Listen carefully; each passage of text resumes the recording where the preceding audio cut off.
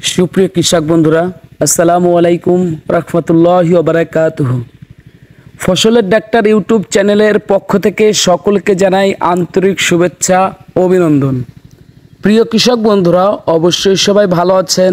আমিও আপনাদের দোয়া এবং ভালোবাসায় আল্লাহর রহমতে অনেক ভালো আছি।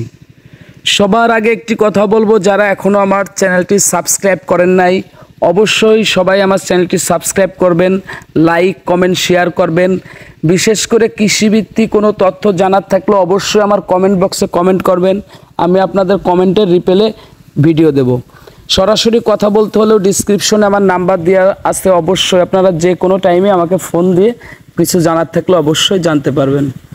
প্রিয় ধান চাষি ভাইরা, আজকে আমি যে বিষয়টা নিয়ে আপনাদের আলোচনা করব সেটা হলো ধানের আমরা ট্রিটমেন্ট, প্রথম যে একটা ট্রিটমেন্ট দিব সেই ট্রিটমেন্টটা সম্পর্কে আপনাদেরকে আমি জানাবো যে কিভাবে আমরা ধানে কিভাবে সার ওষুধ কতটুকু দিলে আমাদের সবচেয়ে বাম্পার ফলন হবে, ধানের ভালো ফলন হলেই আমাদের লাভবান হব, সে বিষয়ে আপনাদের সাথে আমি বিস্তারিত আলোচনা করব। তো প্রিয় বন্ধুরা, আমি শুরু করছি সেই আলোচনাটা। আমার কথাগুলো সবাই মনোযোগ দিয়ে অবশ্যই শুনবেন। আপনারা জানেন যে আমরা ধান লাগানোর 5 থেকে 7 দিন বা 10 দিনের ভিতরে আমরা কিন্তু ধানের আগাছানাশক দিই।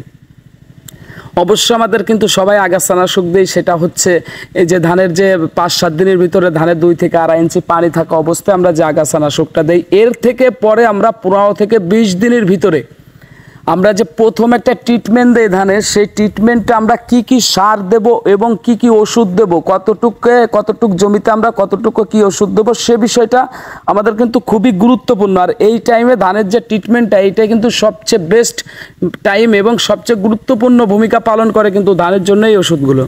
তো প্রিয় বন্ধুরা, আমাদের অনেক জায়গায় জমির সিস্টেমটা হচ্ছে এক সিস্টেমে, সেটা আমাদের সবাই কিন্তু একটা বিষয় বুঝিয়ে দিলে হয়। 33 শতকে আমরা 1 বিঘা বলি বা 33 শতকে বোঝাইলে সব জায়গার লোকে বুঝবে।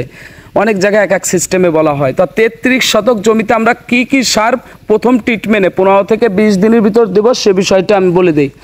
আমরা 33 শতক জমিতে আমি ডিসপ্লেতে কিন্তু সমস্ত ওষুধগুলো আপনাকে দেখাই দিচ্ছি। আমার কাছে যে ওষুধগুলো আছে, যেগুলো দিলে সবচেয়ে বেস্ট হবে 33 শতক জমির জন্য, প্রথমে আমরা ইউরিয়া সার নেব।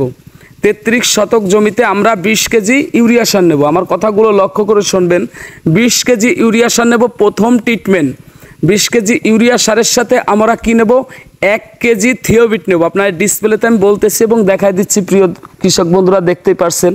1 কেজি 33 শতকে থিওবিট দেব এবং তার সাথে 1 কেজি গ্রোজিং দস্তা, আপনারা দেখতে পারছেন, এই গ্রোজিং দস্তা দেব 33 শতকে 1 কেজি।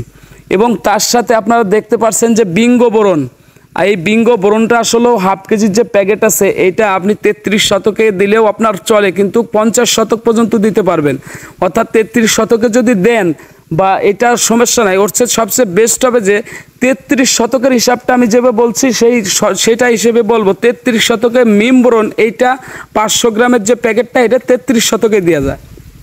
তো আমরা 33 শতকে 500 গ্রাম মিম বোরন দেবো। তার সাথে আমরা দেবো হিউমিকিং, আপনারা দেখতে পাচ্ছেন এটা শিকড়বর্ধক হিউমিকিং। 33 শতকে 1 কেজি হিউমিকিং দেব।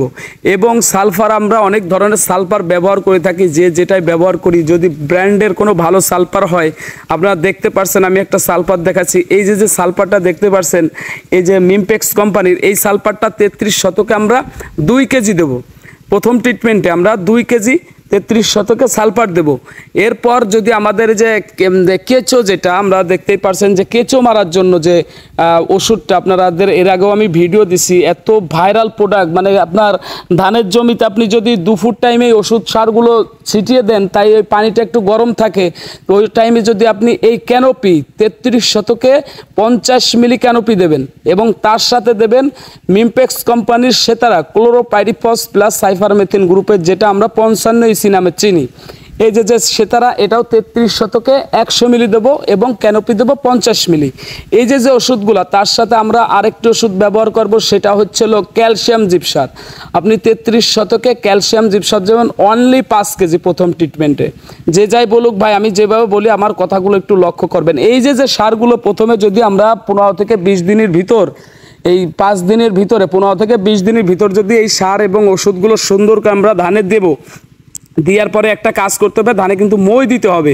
মই দিলে এই যে হিউমিকিং আছে এইগুলো সমস্ত সার থিওবিট দস্তা আছে এগুলো কিন্তু মিক্সড হয়ে যাবে ধানের গোড়ায়। তো ভালো করে দিলে আমাদের কিন্তু ভালো রেজাল্ট করা সম্ভব।